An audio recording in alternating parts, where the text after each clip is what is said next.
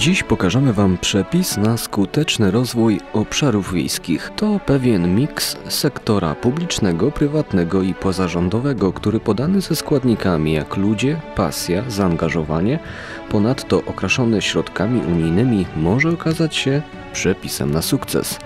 Dziś powiemy o roli lokalnych grup działania. Lokalne grupy działania zajmują się wdrażaniem inicjatywy LIDER.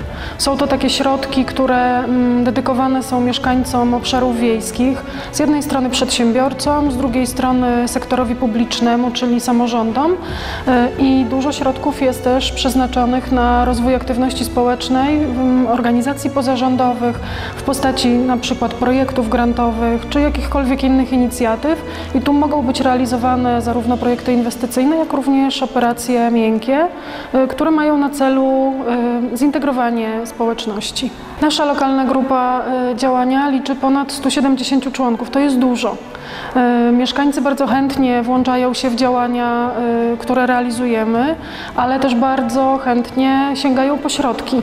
To, że lokalna grupa działania jest na danym obszarze, to sprawia, że jest jakby mniejszy dystans do sięgania po te środki. Mieszkańcy, nie wiem, znają nas, wiedzą, kim jesteśmy, czym się zajmujemy, mają większą odwagę. To tak jakby trzeba było wejść o ileś stopni niżej, niż jechać do Lublina, składać wniosek, czy do Urzędu Marszałkowskiego. Lokalne grupy działania po pierwsze są takim pośrednikiem, przez którego wędrują te środki, a po drugie są jakby też inicjatorem wielu działań, bo jak ogłaszamy nabory, to zaraz za tym idą szkolenia, informacje.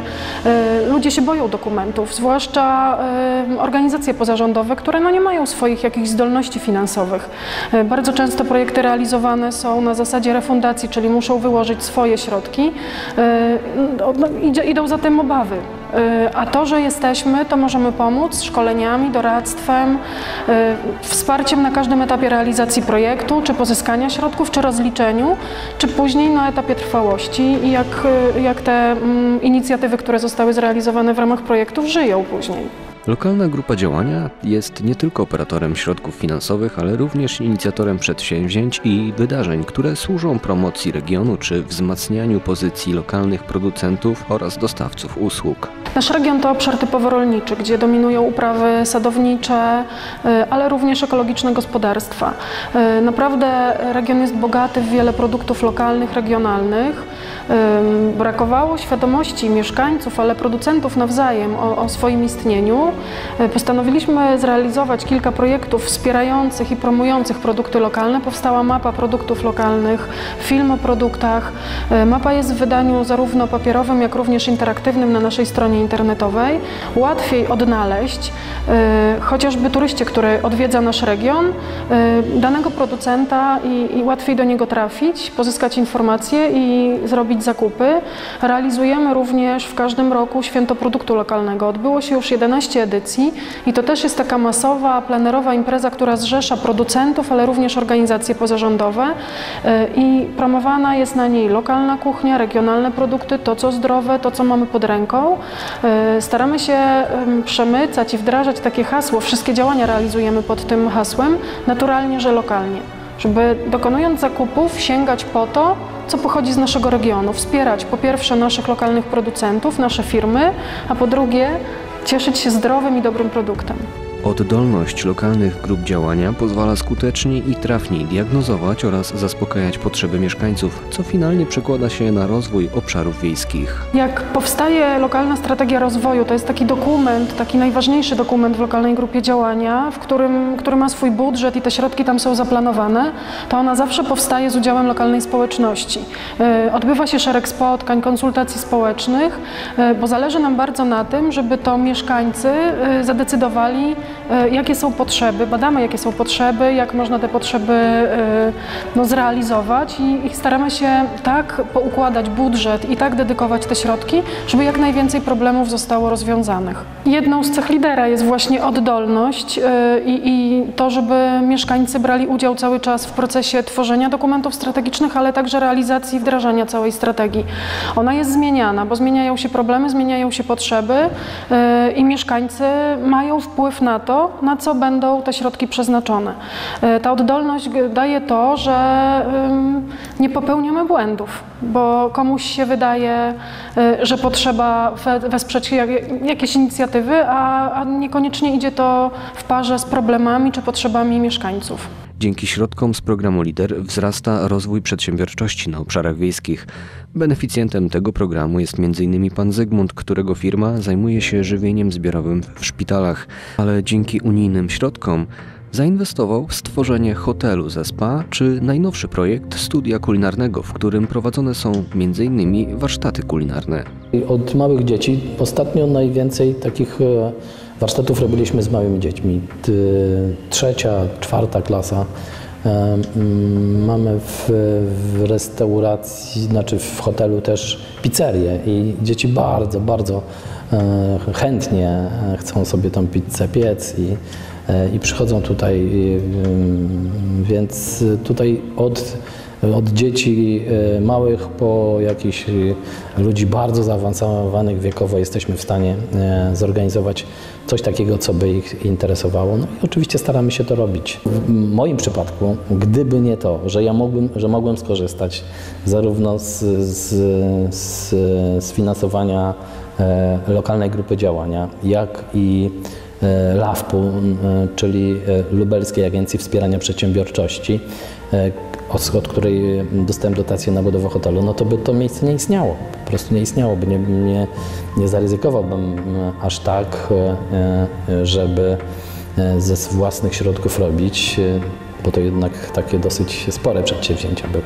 Więc ja uważam, że jak najbardziej środki finansowe, no to może tutaj będę troszkę egoistą, ale jeżeli chodzi o przedsiębiorców, to jest doskonała inwestycja, mnóstwo miejsc pracy, mnóstwo powstało dzięki środkom unijnym, mnóstwo obiektów pięknych i w województwie lubelskim, w podkarpackim, tutaj w tych takich rejonach wydawało się, czy na pewno biedniejszych niż reszta Polski, powstało dzięki środkom unijnym. Środki finansowe w ramach wspólnej polityki rolnej mają zapewnić zrównoważony rozwój obszarów wiejskich. Korzystają z nich nie tylko rolnicy, ale przedsiębiorcy, m.in. z sektora turystycznego.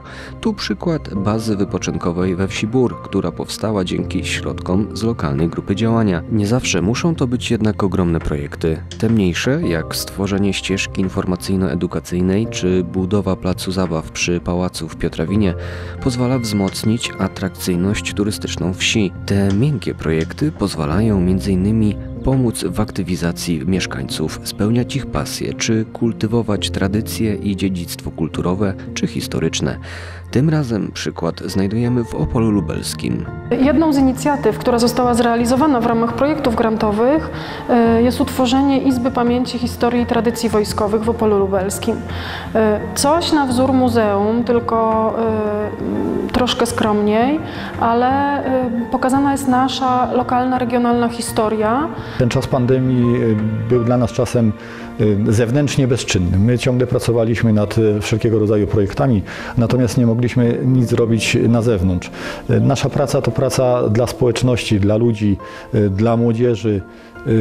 Czegoś nam brakowało i w porozumieniu z gminą Opole Lubelskie, która użyczyła nam tego lokalu, wpadliśmy na pomysł, żeby te wszystkie rzeczy, które do tej pory zgromadziliśmy i zalegały, garaże, różnego rodzaju schowki, wyeksponować, żeby zrobić z tego wystawę, żeby dopisać do tego historię.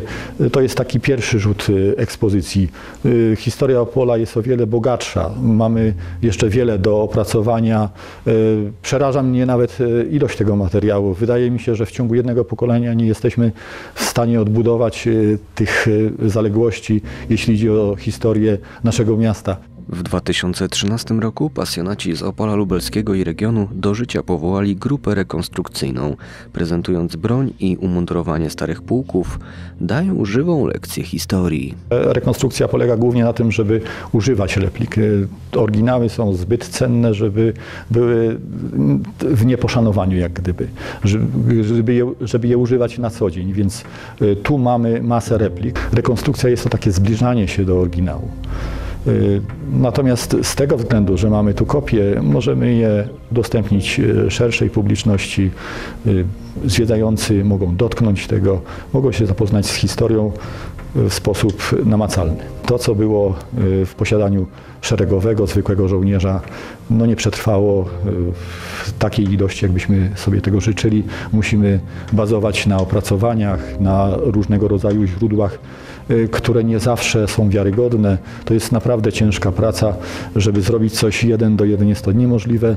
My jak się zbliżymy, powiedzmy sobie w granicach 60 do 80% jesteśmy zadowoleni. To już są inne materiały, to już są inne tkaniny, to już jest inny sposób szycia.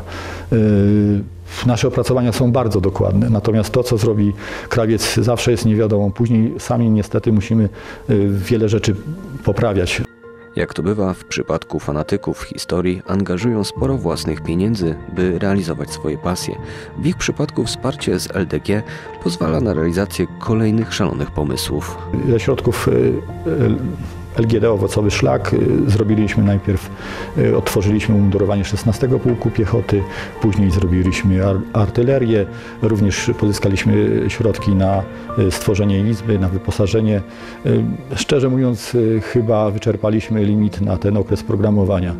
Gdzie się tylko dało, w jaki sposób się tylko dało, pozyskiwaliśmy te środki i wydatkowaliśmy je, wspierając się też własnymi funduszami. Warto zwrócić uwagę, że tzw. miękkie granty pozwalają na realizację inicjatyw czy wydarzeń, w które angażuje się społeczność lokalna, dzięki czemu tak wydatkowane środki dają większe efekty, bo napędzają do działania wolontariuszy, ludzi z pasją, ludzi, którzy chcą działać na rzecz swojej małej ojczyzny. To wszystko robiliśmy pod kątem rekonstrukcji, natomiast teraz mamy inny cel. Mamy cel taki, aby historię Opola wyeksponować, aby zrobić z tego miejsce bardzo atrakcyjne, co wymaga niestety przede wszystkim bardzo dużo czasu, bo to, że my zrobimy jakieś umundurowanie raz na rok czy na 2 lata, to jest taki widoczny efekt tej pracy, natomiast ciągle trwają nasze badania, to jest siedzenie nad książkami, szukanie w różnego rodzaju źródłach i tej pracy tu nie widać. Wdrożone środki przyniosły naprawdę ogromną zmianę, zarówno w postawie mieszkańców, w ich aktywności, chociażby to, że oni po prostu wyszli z domu i zaczęli współpracować, realizować różne inicjatywy. Zmieniło się też podejście młodzieży, bo dziś już nie jest tak, że młodzi ludzie wstydzą się tego, że pochodzą z obszarów wiejskich, że ich rodzice się zajmują rolnictwem. Zależy nam bardzo na tym, żeby pokazać, żeby jak najwięcej osób przekonać do tego, że obszary wiejskie, że nasz region jest naprawdę dobrym miejscem do życia i tak naprawdę możemy zapewnić sobie wszystko. Dostęp do dużego miasta nie jest jakąś barierą nie do pokonania, a spokojnie możemy żyć i korzystać ze wszystkich dóbr. Doświadczamy też tego, że zmiana następuje, jak uda nam się daną grupę włączyć w te działania. Jak ktoś ma taką moc sprawczą, że to ode mnie zależy, że coś się zadziało. Że ja nie jestem tylko odbiorcą danych usług czy danych atrakcji, które powstały, ale uczestniczę w tym. Udało mi się stworzyć. Byłem, napisałem projekt, zrealizowałem, udało mi się coś stworzyć i wtedy taka zmiana społeczna następuje i ludzie się bardzo utożsamiają ze swoim miejscem zamieszkania. LIDER to jedno z najbardziej popularnych i rozpoznawalnych narzędzi rozwoju obszarów wiejskich w Europie. To bez wątpienia jeden z najskuteczniejszych programów rozwojowych wspólnej polityki rolnej.